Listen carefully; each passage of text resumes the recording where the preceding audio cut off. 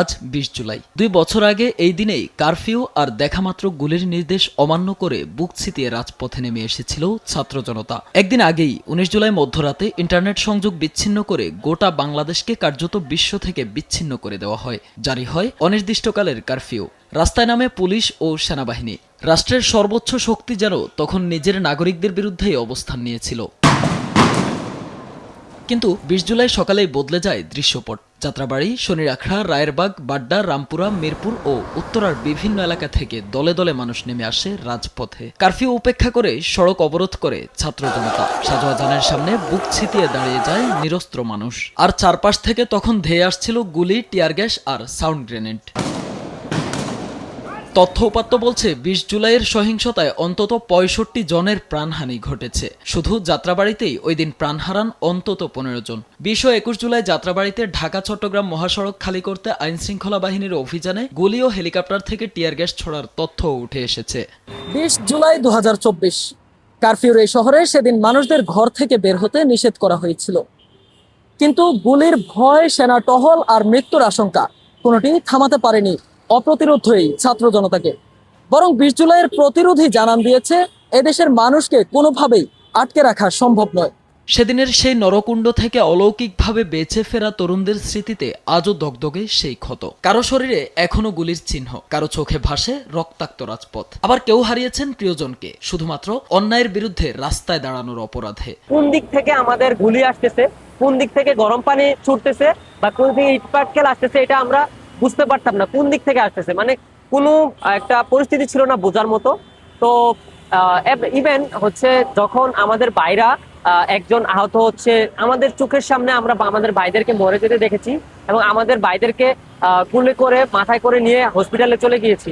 তো এই জিনিসগুলা হচ্ছে যখন আমরা ঘুমাই বা হচ্ছে চিন্তা করি, তো তখন আমাদেরকে ভাবায় যে জুলাই কিরকম একটা পরিস্থিতি আমরা কাটিয়েছি। এমন কোনো উপায় নাই যে তারা তাদেরকে দমায় রাখতে চাইছিল, যে প্রত্যেকটা উপায় ইউজ করা হয়েছে যেন হচ্ছে স্টুডেন্টরা তাদের আন্দোলন চালিয়ে যেতে না পারে। হোটেলের সামনে একদম শেষ মাথায় যখন আসি, তখন আমি দেখি যে একজন গুলিবিদ্ধ অবস্থায় পড়ে গেছে। আমার টার্গেট ছিল যে তাকে উঠাই নিয়ে আসবো, উঠাই নিয়ে আমি কাঁধে করে নিয়ে চলে যাবো। যখন আমি তাকে ধরতে গেছি, তার মধ্যে আমার হাতে, ডান হাতে মোটা বাঁশ ছিল, আমার হাতে এভাবে ছিটকে গেছে, মানে আমার তার শরীর থেকে। আমি তখন বুঝতে পারি না, যে তখন আমি চিন্তা এক পর্যায়ে আমি যখন অনুভব করতে পারি আমার হাত পুরো মানে পুরোটা সেন্সলেস হয়ে গেছে। দেন হচ্ছে যে আমি আমার টি শার্টের দিকে তাকাই দেখি যে হচ্ছে যে আমার টি শার্ট থেকে রক্ত ঝরছে। তখন আশেপাশে যারা ছিল তারা আমাকে বলছে, ভাই আপনার গুলি লাগছে, আপনাকে দ্রুত হসপিটালাইজ করা উচিত। তখন আমাকে হচ্ছে যে আপনার বারডাম হসপিটাল নিয়ে যায়। তখন হচ্ছে যে বারডাম হসপিটাল একটা 5 মিনিট ট্রিটমেন্ট দিয়ে আমরা ঢাকা মেডিকেল চলে গেছি।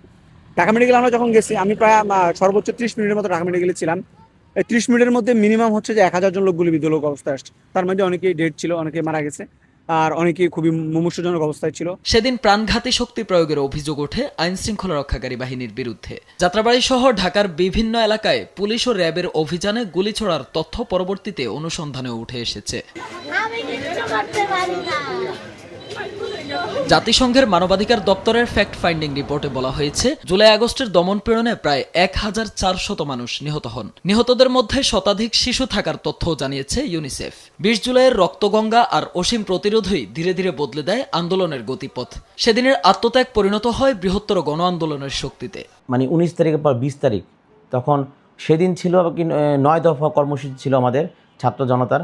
তো এই স্বৈরাচারী শেখ হাসিনা এরকম অতিরিক্ত গুলিবর্ষণ এবং প্রাণহানি সংঘাতের কারণে এই ৯ দফা থেকে আমরা ১ দফায় চলে যাই, স্বৈরাচারী সরকার পতন আন্দোলন। তো ২০ তারিখে কারফিউ ঘোষণা করে স্বৈরাচারী সরকার।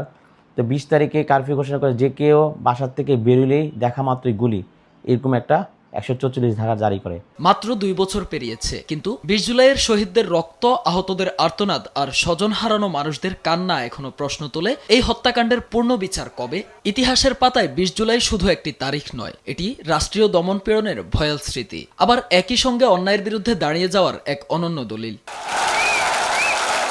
২০ জুলাই, যেদিন গুলির সামনে বুক পেতে দাঁড়িয়েছিল ছাত্র জনতা, আর সেই রক্তাক্ত প্রতিরোধই এগিয়ে দিয়েছিল ৫ই আগস্টের বিজয়ের পথ। মেহেদী হাসান বাপ্পি, দেশ টিভি, ঢাকা।